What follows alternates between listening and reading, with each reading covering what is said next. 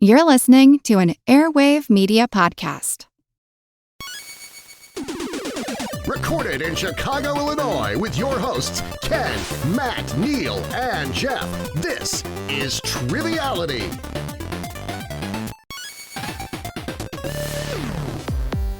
So yeah, Jeff, I don't know. Neal's like getting too big for his britches with these books and the game show.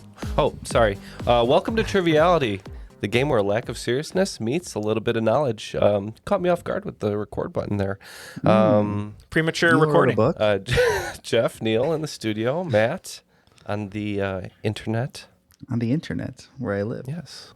I wanted to rant a little bit today, but I can save it. It's kind of boy band related, but Let's have it. Come on. I'll give you 60 seconds of it. So Joshua Charles Chazet, also known as JC Chazet from NSYNC, as you call him, as we call him, he is releasing a concept album that looks really cool called "Playing with Fire." It's based on Mary Shelley's Frankenstein. It's going to be like a new musical for Broadway. No, it's not. Okay, it's true, and the music sounds cool. Now, what I'll say is, most people will say, "Oh, JC's the best singer," which, yes, he, vocals, just by itself, he's the most talented singer. But they have two great singers in NSYNC. That's why they're the greatest or whatever.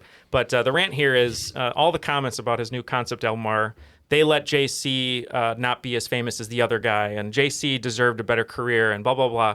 I bought his solo album, Schizophrenic. They didn't buy his solo album. So it underperformed. So all these fans saying, like, JC deserved a better career, you could have bought his weird album that he released. Also, he's doing fine. He's doing fine. But Let's not feel bad for him. But all I'll say is, it was a weird album.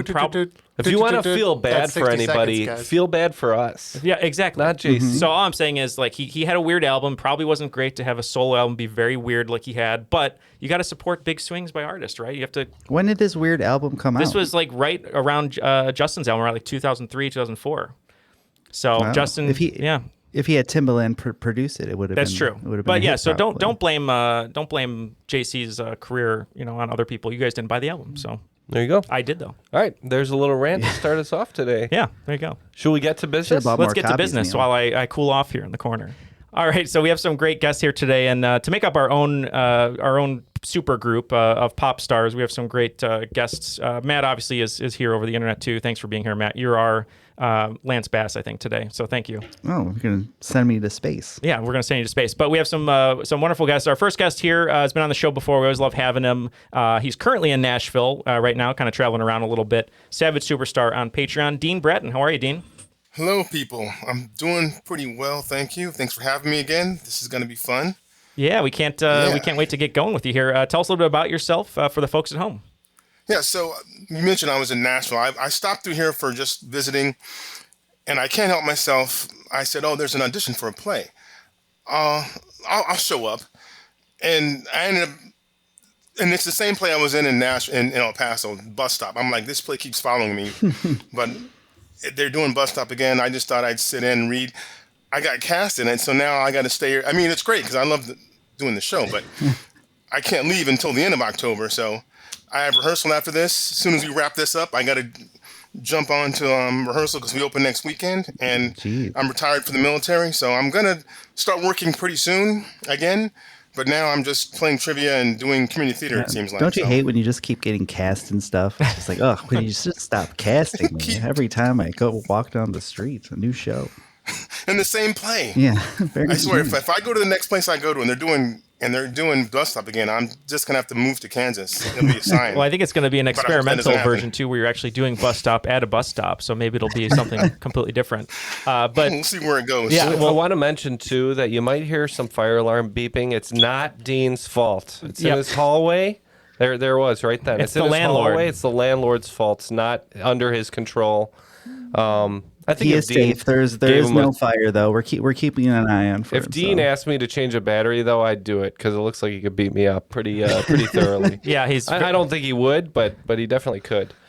But speaking of the power behind Dean here, you're wearing an Arsenal shirt. You're going to be partnering with Matt today. You guys have a fun team name. What are you going to call yourselves? So, like I said before, Arsenal fans are Gunners. Matt's a Bears fan, so instead of Gumby Bears, we're Gunner Bears.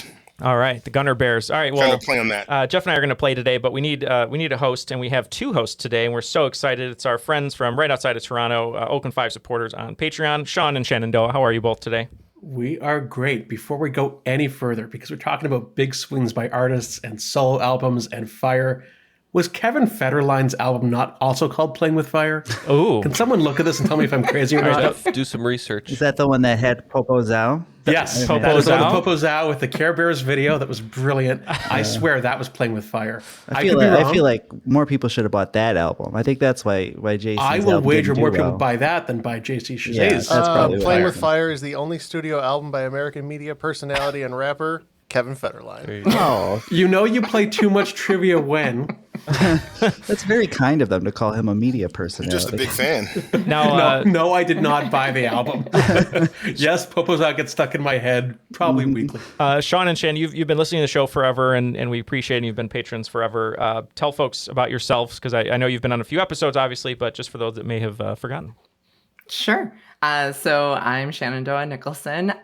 The last time I was on the show, we were in the middle of lockdowns, and I am a corporate event planner, so I was very bored at the time. But I've been keeping busy with planning events and traveling quite a bit. But yeah, that is me. And I am the other half, Shaun Bernstein. I am a content writer, have my own writing agency. Mostly recovered lawyer who now helps businesses tell their stories a whole lot better, and professionals too. So that's us, and we play an awful lot of trivia. And Shaun, if people want you to write stuff for them, where can they find this agency? So the business is The Right Stuff Agency. Should have worn a branded T-shirt, but The Right Stuff, WRITE, therightstuff.agency. You can find me. You can email me. I'm around. I would love to connect and see if I can help out. Awesome. And speaking of boy bands, if I'm going to hire him to write threatening letters to Jeff. I like that, or to Dean's landlord. I'll do that for free, Ken. I was going to say, speaking of boy bands, if you hit a certain tier with Shaun, he will do the dance move from the New Kids on the Block's The Right Stuff. Gotcha. No. See, I was doing that anyway. I'll just film it for you. Okay. Jeff and I, we're just going to be playing with fire because we have to honor JC and Kevin Federline, two titans of the industry. So, All right, we got the Gunny Bears and Playing with Fire. We're almost ready to play. I do want to say really quick, though, Jeff, you got a house 4 years ago? Yeah, 3 years like that. ago, Like 3-4 something years like ago, that. I neglected to get you a housewarming gift, but it finally arrived in the mail. It's sitting right next to you in the package. You're the proud owner of your new bidet. Woohoo! Toilet seat attachment. Welcome to civilization. not too far off from what I said it was, but we won't say that on air. And now let's get the rules. The rules of the game are simple. 20 questions split into 2 rounds worth 10 points apiece. At halftime, there'll be a special swing round designed by this week's host. After regulation, players will enter the final round with the points that they've accumulated and will have a chance to wager 0 to 30 points on 5 categorized questions. At the end of the game, someone will be named the cream of the crop. The cream of the crop. All right, we have the rules. We know how to play. We have our teams. Let's get to it. Take it away. So we play a lot of trivia together, and we wanted to put our heads together doing what we know how to do best. I'm a writer, like I was saying, and Shanondoah is a corporate event planner. So we're going to break this down into 2 rounds. The first round is going to be about writers and writing, and the second round will be about famous historical events. We'll have a swing round in the middle, final round at the end. We'll get into those as we go. Ready? Let's rock and roll. Okay, so first round, writers and writing. Category 1, dude looks like a lady. Of George Eliot, George Orwell, and George Sand, which one was a man? Oh, we got this. I'm sure we do. Dean, I'll just take your word How for about it. you guys? Jeff, you had your pen going down on the paper very quickly. Yeah, that's because I knew. I thought the question was going to be which one is a woman, but Well, George Eliot for sure is a woman. Yeah, she is. I read The Mill and the Floss some number of years ago, and I remember that fact. George Orwell was mentioned, was he not? George Orwell, I believe, was also a man. So I Hated believe, September. I believe he's the only man I think so. in that list. So I think we're going to say George Orwell. Which one's different here? It's Orwell. I wouldn't have known. That is George correct. Orwell. George Eliot and George Sand were both women, writing under male pseudonyms. Question number 2. Spoiler alert, the second novel wasn't nearly as good. While most famous for her debut novel, which until nearly the end of her life was considered her only novel. What author was also known for working as a research assistant for Truman Capote for his famous novel In Cold Blood? Well, they're locked in. What are we saying?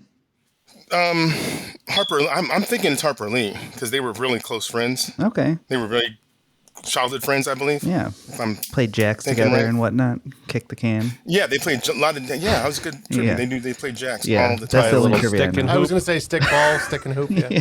They had a weird neighbor whose fire alarm kept going off named Boo Radley. So Dang boo. we agree. We think it's Harper Lee. You are both right. Points for both teams. It is Harper Lee. There was that other novel that they released just before she died. I don't think she ever wanted to come out. Yeah, it was Ghost Side of Watchmen. Ghost Side of Watchmen, yeah. Ghost Side of Watchmen, yeah. I couldn't get through it, admittedly. Anyway, question number 3. Another question you should want, maybe. Fiddler on the Roof is performed all over the world in dozens of languages. The original stories about Tevye the Milkman, by a man whose real name was Solomon Rabinowitz, were written in what language? We can lock in. Ooh, locked in quick. I've seen a video of a performance of Fiddler on the Roof, and that's as far as I can go with this. I mean, A video of a performance. see, I'm thinking maybe it's Yiddish, but I don't. That's only a guess. Because I of his, wrote Yiddish because I know that there's some Yiddish in the play, and it makes sense, and it's kind of a fun fact if that's true. So I think we can lock in. We're on the with same that. page there. Yeah, we'll lock in. Yeah, they had a great version of this in New York on Broadway. I believe it was on Broadway. But yeah, we said Yiddish. Both points for both teams. It was Yiddish. Yeah, Joel Grey from Cabaret directed the Yiddish version on Broadway for a while, and he actually does not speak the language, so he had to kind of learn his way through. And they had, I think, predominantly some Yiddish-speaking actors, some who learned it. There's an entire book actually about staging it in Yiddish in the original. Is there a video Matt, of that? I've only rented Fiddler on the Roof, but I will watch it. I promise. That was my first musical ever, Fiddler on the Roof. He played the roof. You're a natural fit. I played the roof, yeah. They had you in mind when they wrote it. That's right. In question number 4. In Canada, a case of beer is called a 2-4. Ernest Hemingway lived all over the world throughout his short life, including at one point in Toronto. His Key West house, now a famous tourist destination, is overrun with over 50 cats. What's unique about them? Neal, we can lock in. Oh, good. Are they always drunk like Hemingway? Prolific writers, each cat. Do you think that they own the house? Is that the? Oh, that's good. I wasn't even thinking that. Might be a. I was thinking there was something like they only had 1 year or something, or 50 cats, 25 years. That would be amazing. Yeah, but I was thinking there was something with their physical appearance. Yeah. But that's even a better angle. I like yours better than. Yeah, Because how do you hear about really it. going to find that many? Yeah, you hear about it from unique time to cats? time that people in their wills will say that the Yeah, cat owns that's the true. house. I see your cat there is set to inherit the whole. She will inherit the lease if I were to die, and I don't think she could pay the rent, but that's okay. So I think we can go in with they own the house. Yeah, I'm with that too. That's a good. Yeah. That's a good answer. Matt, See, Matt, if she eats you, does she still get the house, or is there a clause? I don't know how clauses. Definitely clause, period. We've Sorry, talked guys. about this like 5+ times in the history of the podcast. So Matt's brain sieve is active today. I'm trying to Oh, remember. yes. Yeah, Oh, it's come yes. up before. I'm trying to remember if it's called polydactyl, but I know that they have extra toes, 6 toes, I believe. Points going to Playing with Fire. It is 6 toes. It is, I believe, polydactyly. Well played. Yeah, it's come up before. It's just a fun matter question. It's great. It's a great question. Question 5. Only thing I've ever won was Miss Congeniality. The Tony Awards annually give out awards for Best Musical, Best Revivals, for acting, for choreography, etc. What's the name of the award the playwrights get? We can lock in. Maybe it's got to be named after a famous player. Maybe it's the Shakespeare Award. Yeah, I was trying to think of a name too, like He's probably Hemingway the most famous playwright. Or Tennessee Williams. Right. Miller, Arthur Miller. The Miller You want sounds to go with good. one of those, Williams or Miller? Yeah, the Miller sounds good. Okay. We'll stay with the Arthur Miller Award. So I may have written in the wrong answer here, Jeff. I know originally it was Best Author, so I think that's what I put, but it could also be the Antoinette Perry Award. But we put Best Author, which is the original one that was retired. So I don't know much about the history of the Tonys. Neal, you might have me beat there. I have it as Best Play. Okay, yeah. That the writers actually get the award for Best Play. Don't overcomplicate it. Yeah. Yep. Well, Keep both it simple. teams doing pretty good to start out here. The Gunny Bears have 30 points, and Playing with Fire a little ahead with 40 points. Not to be confused with that guy who wrote Elmer Gantry. Aside from being a Pulitzer Prize-winning writer, what author was also the Democratic nominee for governor of California in 1934? Given how his literary work overturned the meatpacking industry, the coal industry, and the press, who knows how that would have actually gone if he had won the race? We're locked in. Pretty good at science, too. Yeah, that's because he has the same name as, I get his name mixed up with the other guy who has the same name like his. Mm-hmm. So Dean, you were thinking of two authors, and you mentioned one of them. Yeah. Two authors with similar names, correct? Exactly. And once I know one, I'll get it right. Like, I just need one of the names, and then I'm like, oh, okay, it's, but I can't think of A, B, C. So you mentioned D. off mic the Run Rabbit, right? Yeah. Or what Run Rabbit Run, whatever that one's called. John Updike, right? Updike, yeah. What are you guys saying? So I made a little joke about science for the few people that saw Mank. Bill Nye, the Science Guy, played this person in the movie. So we said Upton Sinclair. Oh, boy. Yep, it was Upton Sinclair, so Yeah. points We to Play needed with to Fire. follow the rabbit And Dean, I hole. could tell when you had those two names, I'm like, he's thinking Upton Sinclair, Sinclair Lewis. Yes. Updike is a totally different world.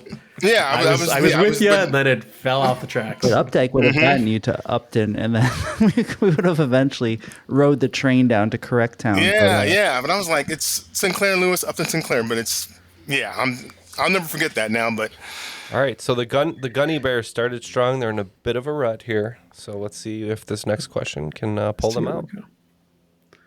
Lady and the Tramp. This author was born and died in a hotel room in Boston, although presumably not the same room. In between those two events, he managed to write A Wilderness, Morning Becomes Electra, and Long Day's Journey into Night. He was also Charlie Chaplin's father-in-law. Who was he? Sounds like a fascinating yeah, name. this is, I know, Matt, you know this one? Oh, absolutely I'm pretty sure I know this. All right, we're going to lock in with your answer. Yeah. So I always mix up sometimes very quickly in trivia Neil Simon and Eugene O'Neill. Neil Simon did The Odd Couple, if I believe. Yeah, I think Eugene O'Neill is much more in the time frame you're looking right, because I'm thinking of the theater, and he's much more famous and well regarded. So Yeah. Do you want to just go Eugene O'Neill? Sounds good. I was thinking of Charlie Chaplin's granddaughter at first, but From is Game not of the right Thrones, answer. right? Yeah. Yeah, we'll say Eugene O'Neill. Yeah, I wrote down Eugene O'Neill. You do a lot of theater. It is Eugene O'Neill. So points to both teams. Well done. Well, that was a sinker. An Oscars question for my friend Neil. When Faye Dunaway and Warren Beatty famously announced the wrong winner for Best Picture in the 2017 Academy Awards, whose name was written on the card they read? Okay, so what had happened was they were handed the wrong card, and it had the name, I think, for Best either Supporting or something, and it was from the other movie. So he said the name of the movie because he wasn't sure what to do in that situation, and that's how it came out wrong. Now, I don't remember that name, and I don't remember. So was it Ryan, or who's the guy? I didn't see La La Land, but I know people are in it. It was. So it's an actress. So it's yeah. So what was her name? You know the actress that was in it? No, of course not. Oh, okay. That was she has the red hair. She has the red hair, and she's in not Mean Girls, but she's in Connie Britton. No. Oh my God! Yes, Not helpful. No, Brian O'Neill. No, she was in what's her name? Emma. Oh, Emma Stone. Emma Stone, yeah. We can If you're thinking that's Emma Stone, because she was in La La Land. So that is. So you want to go with Emma Stone? I think so. Let's do that. All right, one Emma Stone. How about you guys? Yeah, so ultimately, when Warren Beatty showed the card to the camera, it said Moonlight, but Emma Stone was the name on the envelope. Yep. Emma Stone. Wow. Points to both. We worked our way played. backwards on that one. Yeah. I'm forgetting names for some reason. I'm like, man, these are names I know. Question 9. Canada's John 3:16. Margaret Atwood found renewed fame in 2017 when a TV series based on her 1985 book The Handmaid's Tale debuted on Hulu. Only one problem. The series was renewed, but The Handmaid's Tale did not actually have a sequel until 2019. What's the sequel called? We'll lock in over here. All right, so they're locked in. It's a very unsure lock-in, though. Let's be frank. And Dean, you said you're familiar with the book. I'm guessing it would probably follow a similar naming convention. All of these books do. A blank of blank and blank is like every fantasy romance novel series right now. Yeah. So it could be like a handmaid's journey, a handmaid's revolution. Yeah, let's just go with that. Because, I mean, I know I can't think of what it is, and it's killing me, and I don't want to waste any more precious so I'm guessing seconds the book, of the day. It ends around when they start they fight back, basically. So I think a handmaid's revolution is plausible. We had no idea. We just said, in honor of Jeff's joke, it's The Handmaid's Fail, because we failed. See, I'm shocked that Neal didn't go for The Handmaid's Tale 2 Made Harder, but it's actually The Testaments. So the Testaments. No points. Okay. But Made Harder, the maidening, the remaidening, I would have maybe given half points. Handmaid's Tale Resurrection. It's The Testaments. Handmaid's Tale, Fievel Goes West. All right, question 10, our last question of the round. Two coasts diverge. Lastly, Robert Frost has tied the record for the most Pulitzer Prize wins with 4, and his poetry is synonymous with New England. Except Robert Frost's birth record held a dirty little secret. In what state was Frost actually born, where he spent his first 11 years? So maybe he was born in Canada, because like Dirty Little, wasn't there a Canadian singer that had an album with Dirty Little? Well, there's a song, Dirty Little Secrets by All American Rejects, and they're from Tennessee. From Tennessee? I don't know if that's a wild poll, if it is that. But I'm trying to think if there's something, Secret Garden State, New Jersey. New Jersey? I wouldn't want to tell people I was from New Jersey. So I think it's fair. We can lock it with New Jersey. Why not? Okay. Yeah, because I don't know. We just took a guess. We thought Shaun said something about two coasts or something converging, diverging. We figured Florida's got both a Gulf Coast and a Atlantic coast, so we guessed Florida. So no points because you hit the coasts hint, but no, West Coast. He was from California. Okay. All right, after the first round, looks like Playing with Fire is ahead 70-50. The Gunny Bears have a little catching up to do. Still anyone's game, though. It really is anyone's game. Before we get to the swing round, just want to remind everybody about our Patreon. Patreon truly is one of the most important ways that you can contribute to the show. It's how we're able to continue the show. And it's how we get most of our proceeds from the show. So it's incredibly important. And if you're enjoying our new series on the main feed, Triviality Mini, that's all thanks to our patrons. And as we said before, our goal this year was to reach 600 patrons, which we thankfully did with all of your help. But we've moved the goalposts pretty far because we want to do this full time. So if we can reach 1,000 patrons, we can do it. So if you want to help us get a bunch of bonus audio content per month, hours and hours of backlog that you can listen to as well, you can go to patreon.com/trivialitypodcast to join our illustrious guests here today in supporting the show. That's right. The more donors we have, the more content we can push out to you guys. So please do consider joining us on Patreon if you have not yet already. All right, on to the swing round. Leave it for Shanondoah. Sure. So as we mentioned, we are from Canada and we love to bring it up as much as possible. So for this swing round, we're going to be looking at famous Canadians.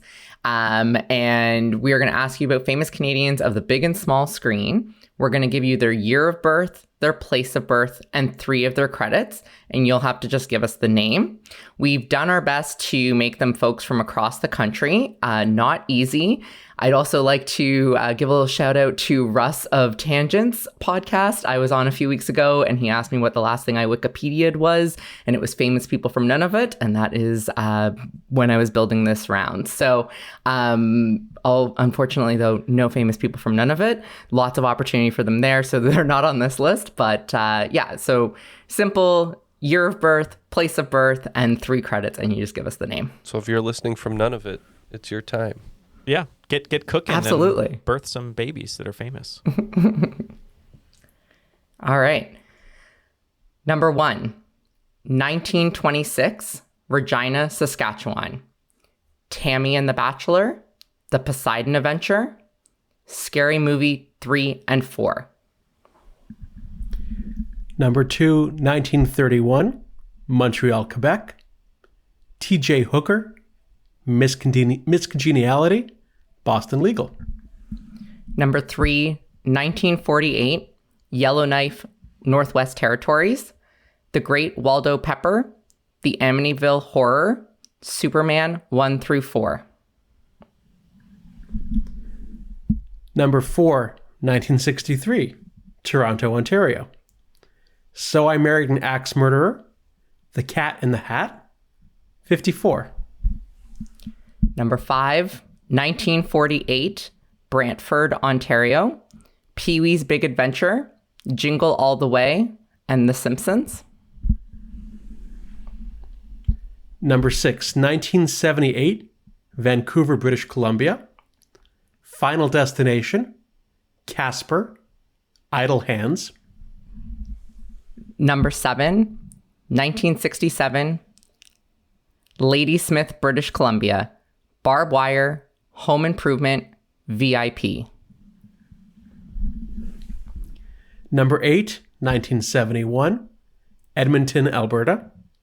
Castle, Serenity, The Rookie. Number 9, 1982, Winnipeg, Manitoba. The Piano, Almost Famous, True Blood. By the way, there's 13 of these because we had to try to cover our bases. Number 10, 1984, Charlottetown, PEI, Prince Edward Island.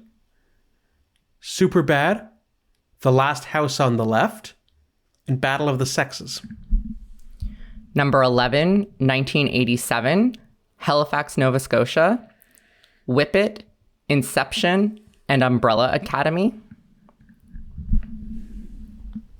Number 12, 1935, St. John, New Brunswick. MASH, Animal House, Hunger Games. And finally, number 13, 1959, Quebec City, Quebec. Billy Madison, Dirty Work, and Mike Tyson Mysteries. All right, we have the questions for the swing round, and we'll be right back. RH, quer saber como voar no trabalho? É só usar a Flash. Com a Flash, você concentra toda a gestão de pessoas em um único lugar.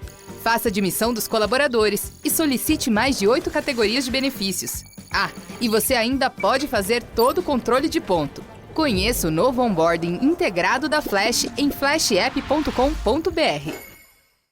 If you're listening to this podcast, then we know you love learning. So let me tell you about Airwave History Plus, now available on Apple Podcasts. Airwave History Plus is your ticket to ad-free listening, bonus content, and early episodes from dozens of the most popular history podcasts, including History That Doesn't Suck, The Explorers Podcast, The History of World War II, Queen's Podcast, The History of Egypt, The Age of Napoleon, and more. For your free trial, search Airwave History Plus on Apple Podcasts and hit subscribe. That's Airwave History Plus, available now on Apple Podcasts. Airwave History Plus, the essential audio destination for history lovers. You can spend less time staying in the know about all things gaming and get more time to actually play the games you love with the IGN Daily Update Podcast. All you need is a few minutes to hear the latest from IGN on the world of video games, movies, and television with news, previews, and reviews. You'll hear everything from Comic-Con coverage to the huge Diablo 4 launch. So listen and subscribe to the IGN Daily Update wherever you get your podcasts. That's the IGN Daily Update, wherever you get your podcasts.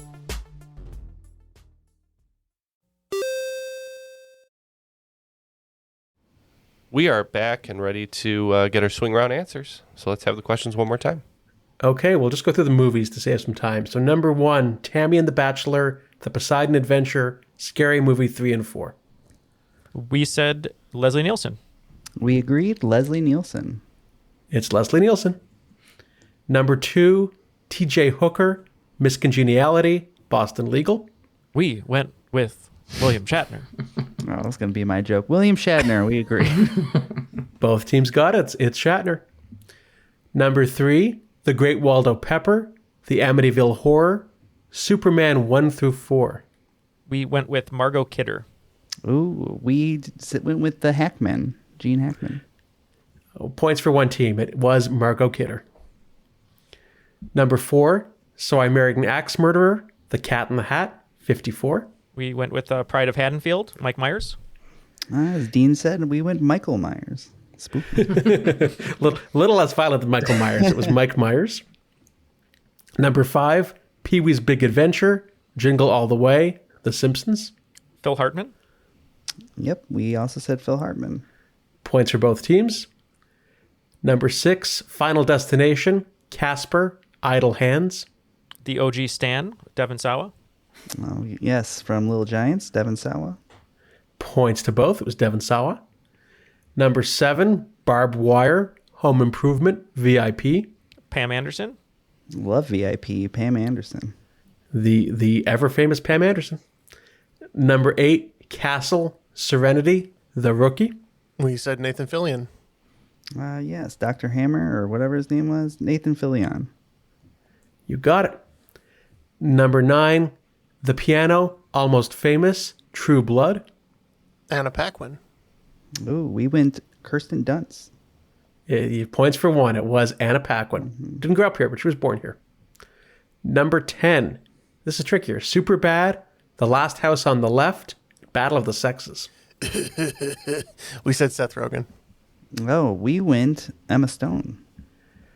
Points, no teams, unfortunately. It's Martha McIsaac, who was the other actress in Superbad. But you're right, Emma Stone was in 2 of the 3. Number 11, Whip It, Inception, Umbrella Academy.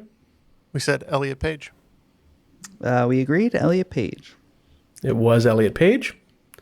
Number 12, MASH, Animal House, Hunger Games. Yeah, we said Kiefer's dad, Donald Sutherland. Oh, we went with Alan Alda. No, points for one team. It was the late, great Donald Sutherland, who I think passed after we wrote the game. So it was very fresh. Hopefully it wasn't us. Number 13, Lucky 13, Billy Madison, Dirty Work, Mike Tyson Mysteries. We said Norm Macdonald. Well, we agreed, Norm Macdonald. The great Norm Macdonald. After the swing round, looks like Playing with Fire has expanded its lead. They have 130 total, and the Gunny Bears fallen a little bit behind, but still with a respectable swing round. They brought their score to 95. Let's get on to round 2 and see how the scores will change. Great. And like we mentioned, this round is all about famous events. So number 1, maybe they should have subscribed and saved. While the King of Beers has spent the most on Super Bowl ads over the championship's 58 years, this household item has the record for the most expensive Super Bowl ad of all time. So when you think of expensive commercials, the most expensive one I could think of is that the Microsoft commercial for the Mac, I think. Remember there was the 1984 parody when they throw the thing through the screen. I don't know, but I wouldn't consider that a household item. What else is there a subscription for? I'm so confused. Besides cable TV, I mean, you subscribe to your cable it could be. provider. Maybe it's Comcast. Television ad. Okay. You want to go Comcast? Yeah. I mean, something like that. Yeah. Let's go Comcast. Okay, so we had a long discussion here. We're trying to zero in on subscribe and save. We were talking about like Whirlpool, Roomba, avocados from Mexico. Obviously not a subscription, but Jeff wrote down something that isn't technically a household item, but maybe No, it's... I kind of remember Amazon pushing like buttons where you could just like click it and it would like auto reorder stuff for you. So we figured they're big about subscribing and saving, so we guessed Amazon.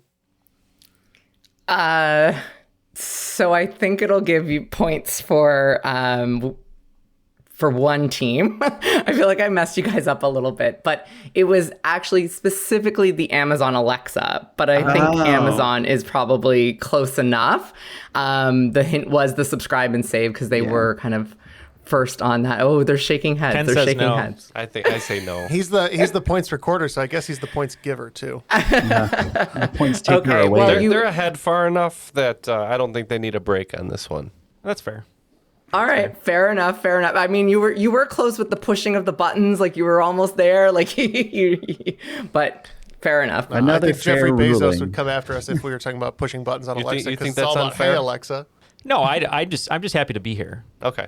So I don't. If But they've there's given another you- one on the fence, then we'll go If your they way showed with you the next Jeff. an Alexa home and you said Amazon on the floor, they would not give you points anymore. This is the only game show podcast with a script editor over there, Ken. Trying to write the narrative of this game.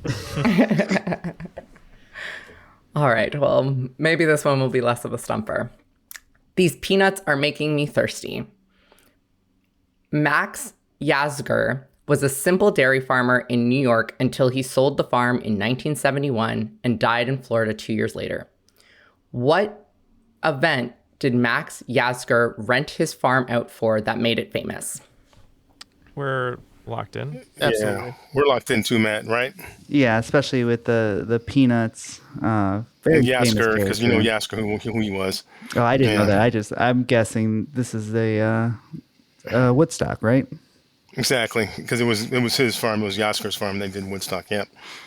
Man, I wonder what he thought of all the debauchery going on there. But yeah, we said Woodstock. That's correct. That's why he Points for did it. both teams. Cash did his it. check. He was, accosting Jimi Hendrix backstage saying, "You want some peanuts?" All right, number 3, the sweeter the juice. This English music festival takes every few years off as fallow years to repair the land. When it does run, though, it's been headlined by artists such as David Bowie, Van Morrison, Elvis Costello, Oasis, and Radiohead. What is this festival called? Thankfully, my girl just did this festival, so we're gonna lock in. Sabrina Carpenter.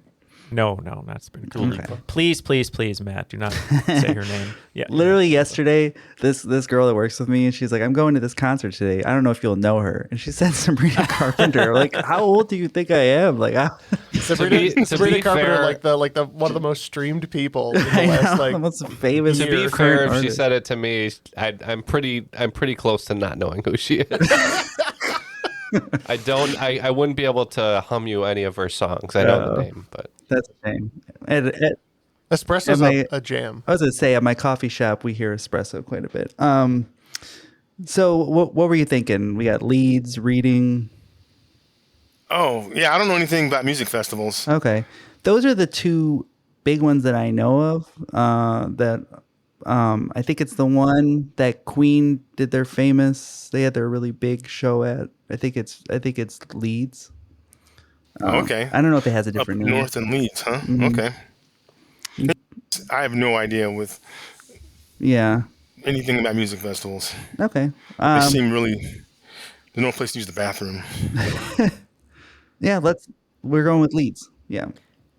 So they went with Leeds. Jeff and I could be completely incorrect, but we both wrote down Glastonbury, which Dua Lipa just headlined. Was her dream this year. So there was a juice comment made. There was a juice. And you're correct. It is Glastonbury. I'm with Dean. A lot of standing, not a lot of bathrooms. It's not really a great time. Forget about it. All right, number 4. I'll take things not designed by Larry the Cable Guy for 100. Sarah Burton was tasked with designing the wedding dress for the Duchess of Cambridge. Burton was the creative director for what famous fashion house? Speaking of fashion houses, Daniel Day-Lewis coming out of retirement. He is. It's for his son's movie or something, right? And so we're going to be graced with DDL's presence and at least Sean one Bean. more time. Maybe he'll kill Sean Bean to keep that Could be trend going. Maybe Sean Bean will kill him. To subvert expectations. Matt, do you know any Larry the Cable Guy references, movies? Because I don't. He was in Jingle All the Way 2. I don't know if that is That's anything. it. That's Nailed gotta be it. He's in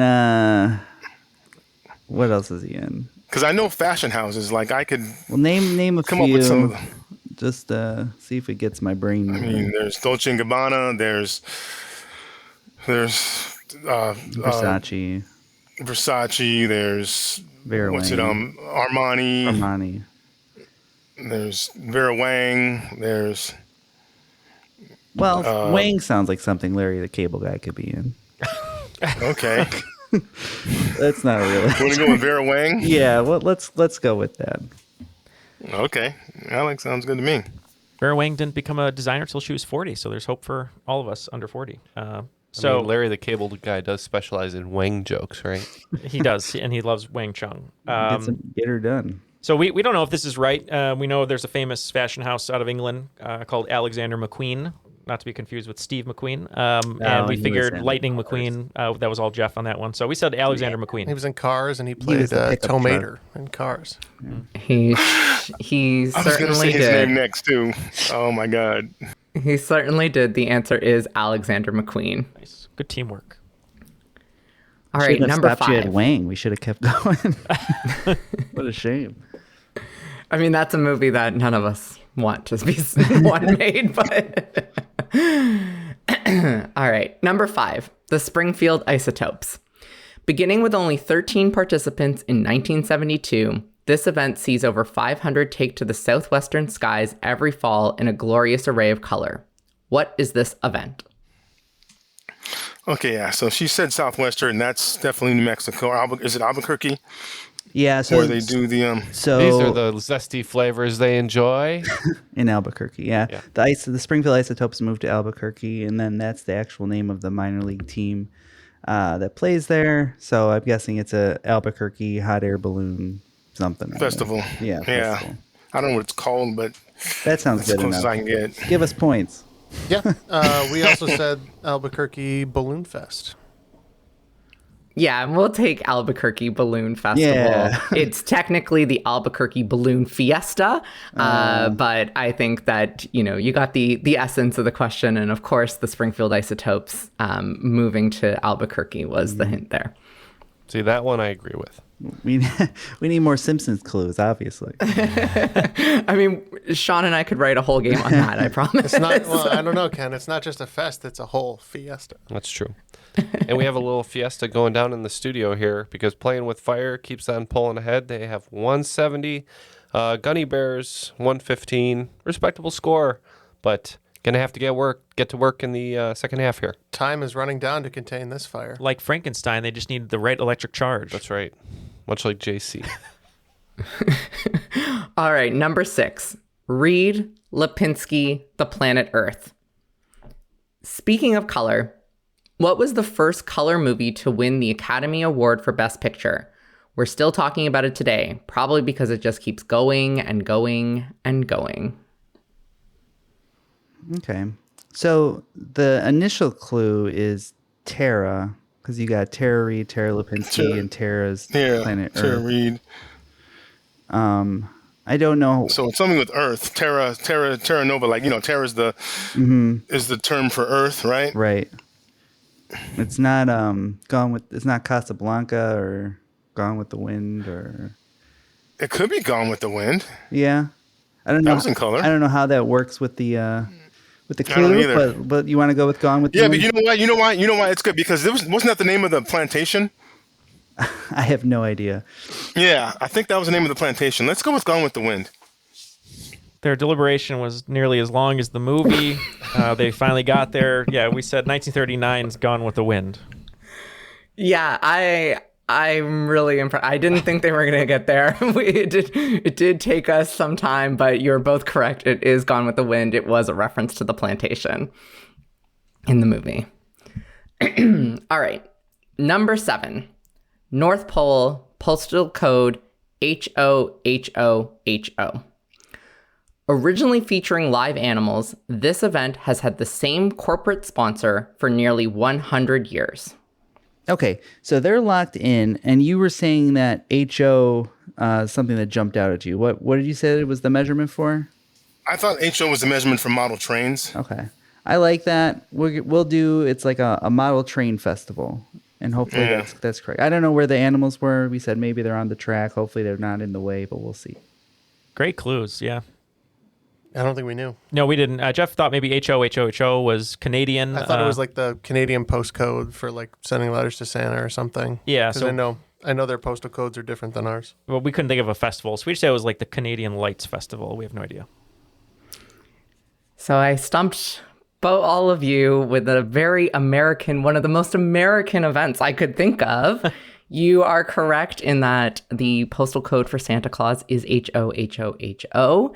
And this event is the Macy's Thanksgiving Day Parade. Oh.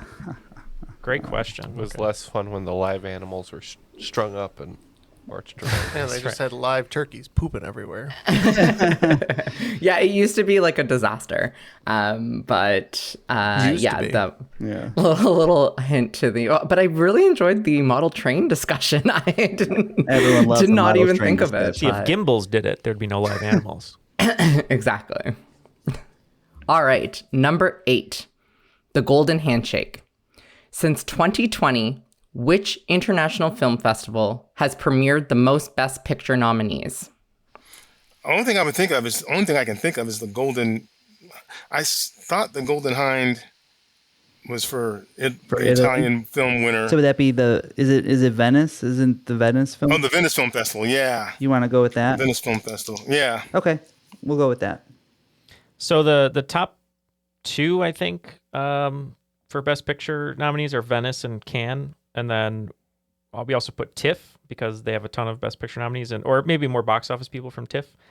Jeff wrote Cannes, I wrote TIFF, but Venice is also up there, so I'll defer to you. You're the film guy. We're gonna go with Cannes. And Cannes is correct. TIFF, I believe, has more box office.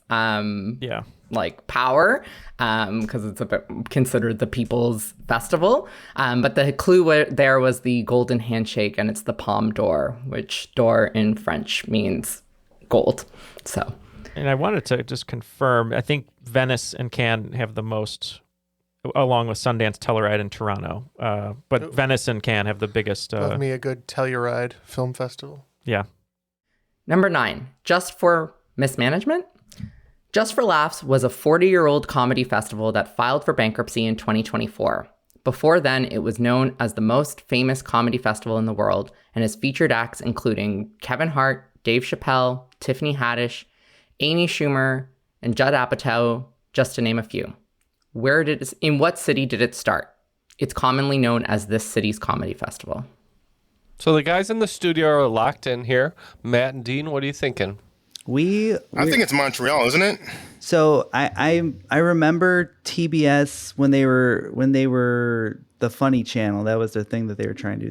They would do these live, and there was some in Montreal, some in Chicago, and some in Denver. Those were the 3 cities I remember. But I think maybe we play the Canadian angle here and go Montreal. Yeah, Montreal's the one that's canceled. I know Montreal's canceled. That's what I know. Yeah, Let's go with that one then. I think they got us on this one. I knew it was either Chicago or Toronto, or Canada, I should say. I knew it was Canada. But we said Toronto, just game theory. But like I said, Jeff, I fell off my rocker. But we said Toronto. All right. And points going to Gunny Bears. It is Montreal. Good poll. RIP to the Just for Laughs Festival. Okay. Number 10. I think this time bangs will look good. This open access or unjuried annual festival sees thousands of shows a year, including theater, dance, cabaret, music, opera, spoken word, and more. All of this taking place in a city with a population of only 500,000 people. What is this festival? We can lock in. Okay, so we talked about potentially Burning Man, some other festivals, but you wanted to go with one we're pretty sure is a smaller city. What did we go with? The Kia Telluride. Yep, that's what we're going with. Yeah, great clue in there about the bangs, the hair clue. This is a festival I've always wanted to go to. I'd love to put up a show here because usually things go very well for people who get seen there. So we said Edinburgh Fringe Festival. That's correct. It's the Edinburgh Fringe Festival. There's the hair. We have concluded regulation, and it looks like the Gunny Bears have 135 points. But with a pretty commanding lead right now is Playing with Fire. They have an even 200. So let's move on to the final round. But first, a quick message about our Patreon. If you want to reap the same benefits as our guests at $5 on Patreon, you can get all of our extra content. And there's a ton of extra content, including our weekly bonuses, where we conduct shorter trivia games for each other, right? Yep, and we write all those ourselves, which are always fun. So you get a lot of different personality in those games. But there's also hours and hours of backlog from 2017 till now. Yeah, that's right. We also have our crop drops, which happen every month. So if you want to reap those benefits, you have to join at $5. If you want to just get the ad-free version, feel free to join at $1. It's well worth it. You won't be hearing this ad right now. And also, just a quick reminder that it's thanks to our Patreon supporters that we're able to bring you all this content, our new mini episodes that you've been enjoying, hopefully, and all of the bonuses. That's all thanks to Patreon. So, once again, thank you to our Patreon supporters. Please consider joining us if you have not yet. It really, really helps the show, helps us continue, and helps us put out more content for you. All right, now on to the final round. What do you have in store for us, Shan and Shaun?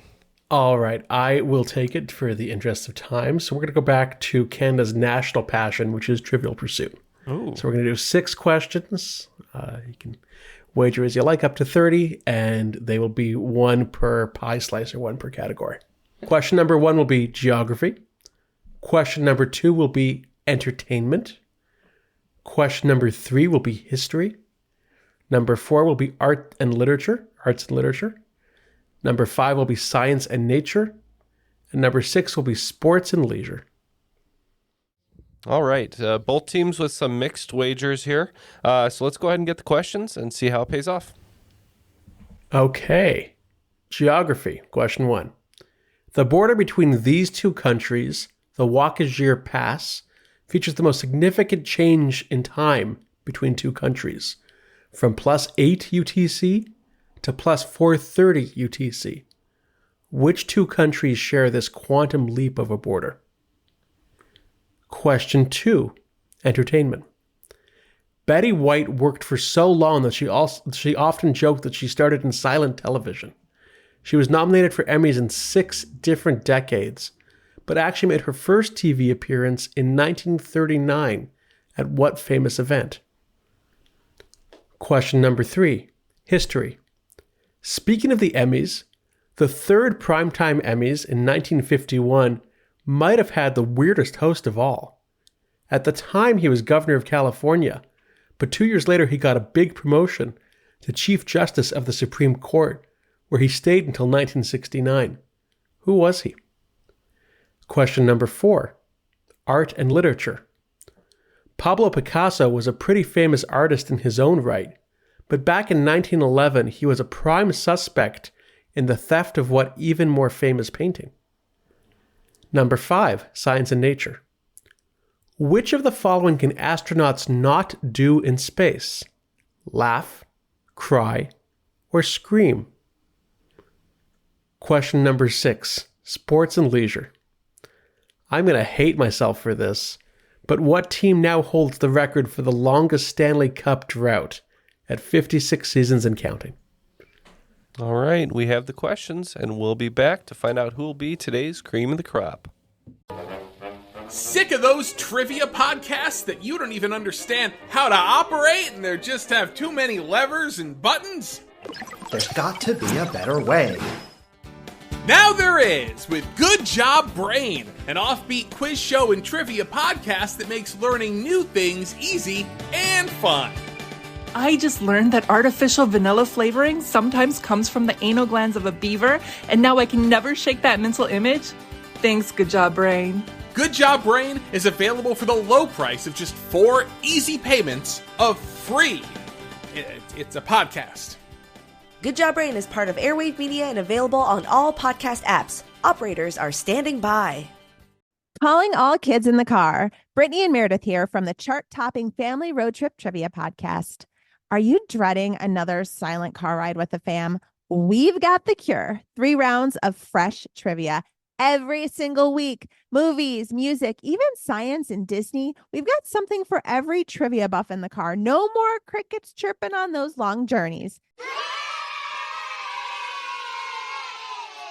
The Family Road Trip Trivia Podcast is your secret weapon for connecting and laughing with kids of all ages. Teens, toddlers, adults, it doesn't matter. Spark their curiosity and challenge their brains with every episode.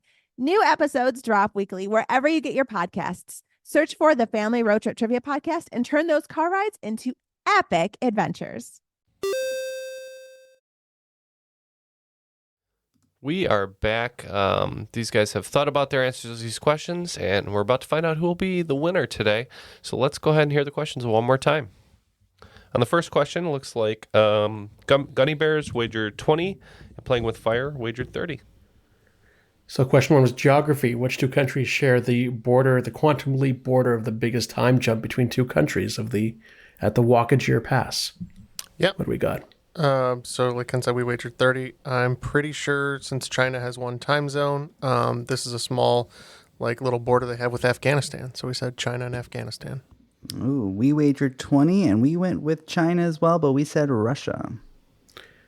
Points to one team. It was China and Afghanistan. Ooh. That's rough. It's the half-hour thing that gave it away because they do a half-hour time zone. All right, for question 2, it looks like the Gunny Bears wagered 20, and again, Playing with Fire for 30. Number 2 is the Betty White question. So for all the decades that she worked full-time in television, she made her debut at what 1939 famous event?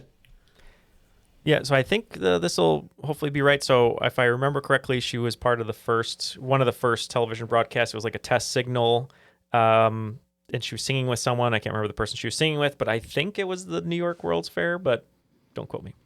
Oh, wow. So I think you guys are way off. We said that she used to go by Betty Chestnut, and she was eating hot dogs at the Coney Island hot dog eating contest, and that's what they filmed. She was notorious for loving her hot dogs, but yeah, Neal's right on the money. It was the 1939 New York World's Fair, or World's Fair. Question number 3, the Gunny Bears wagered 30, and Playing with Fire for 15. Okay, who hosted the 51 Emmys when they were governor of California, and then in 1953 became Chief Justice of the Supreme Court until 1969? I'm pretty sure that this is Earl Warren. This time we agree. We said Earl Warren. It was Earl Warren. I'd love to see footage of this. I can't imagine he was that funny, but what do I know? Question number 4, the Gunny Bears wagered 20, and also wagering 20, Playing with Fire. Okay, this was the arts and literature. Pablo Picasso was one of the prime suspects in the theft of what famous painting in 1911? We knew early 1900s the Mona Lisa was stolen, and a lot of people pointed a lot of fingers. So we just figured the time seems right. So we said Mona Lisa. Yeah, Picasso hanging out with Nicolas Cage said, we're going to steal the Mona Lisa. Points to both teams. It was the Mona Lisa. Question 5, 15 for Gunny Bears, 30 for Playing with Fire. Question 5 is science and nature. Which can astronauts not do in space? Laugh, cry, or scream? We know they're also prohibited from copulating, but we think cry. The physics just prevents it. Yeah, we were pretty sure that scream was on there because of the alien tagline. And then we were between laugh and cry, and we thought cry seemed too easy, so we just game theoried our way to laugh. Jeff had it on the money. They can't cry. It would just turn to jello on their cheeks, which is kind of gross. Well, we can cry in the studio because that's what I'm doing right now. This is not going well. It's like you produce the tears, but they're just stuck to your eyeball. Final question. Gunny Bears risking their last 30 points and Playing with Fire, 15. Who has the longest Stanley Cup drought at 56 miserable seasons? I think this is a sports one I got right, Jeff. I hope. I hear you guys all the time talking about Toronto Maple Leafs and how they never win. So that's what we like doing with. Well, this is the year they're bringing the cup home. We sent Toronto Maple Leafs. Yep, you are both right. We should all live long enough to see the Leafs win the cup, but All right, so increasing their score by 25 points, the Gunny Bears, and increasing their score by a lot of points, 140, I believe.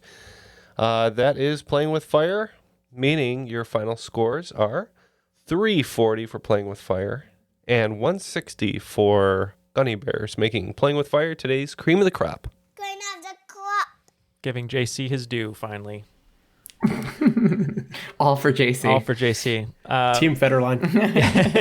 Great questions. That was such a fun game and wonderful themes going all throughout it. So thanks, Shaun and Shan, for doing that. I know you both have stuff going on. Would you like to shout anyone out or anything you'd like to say before we let you go today? We're so excited to play your game. Sure. We always love to shout out our weekly trivia. We play at Town Brewery in Whitby. They make delicious beer and host a great game of trivia. So to our team in Gord We Trust, which is Gord, Tracy, and Karen, shout out to them. And thanks to you guys. You still are doing phenomenal work almost 400 episodes later. And we listen whenever we're in the car, on road trips, whenever we can. So thanks. Episodes keep up the awesome work. Going. Thank you for supporting the show and listening for so long. We really appreciate it. Yeah. And Dean, we know you're in Nashville just for a little bit. You're doing a production. Hopefully that'll go well for you. But anything you'd like to say before we let you go today? No, I appreciate it. It was a great game. I had fun, like I always say. Like, we really lost today, but at least I did learn. I wrote a few things down, and that's what it's all about. Having fun with trivia. And so thank you, Shanondoah and Shaun. Appreciate you. Yeah, and if you're in Nashville, look up a production of Bus Stop to go see Dean, maybe. See how he's doing over there. October 11th through the 27th. All right. So it's over. Oh, so it's over now. So great job, Dean. Yeah, Great we job. all saw it. It was awesome. We came down. 17th to the 11th to the 27th of October. Yeah. Well, rave reviews for Dean's performance. We've heard. But yeah, thank you for being here, Dean, and Shaun and Shan as well. But before we go, Ken, we have to thank our network, as always, Airwave Media. That's right. We love Airwave Media. You can go to airwavemedia.com and check out other podcasts such as our friends at The Box of Oddities. You can learn a little about Napoleon at the Age of Napoleon and Data over Dogma. And we'll find out if Napoleon truly did have hemorrhoids, like the bestseller at bookstores now. But thank you to Shaun and Shan and Dean for joining us today, and for Ken, Matt, and Jeff. My name is Neal, and we'll see you next week on another episode of Triviality on our road to 400.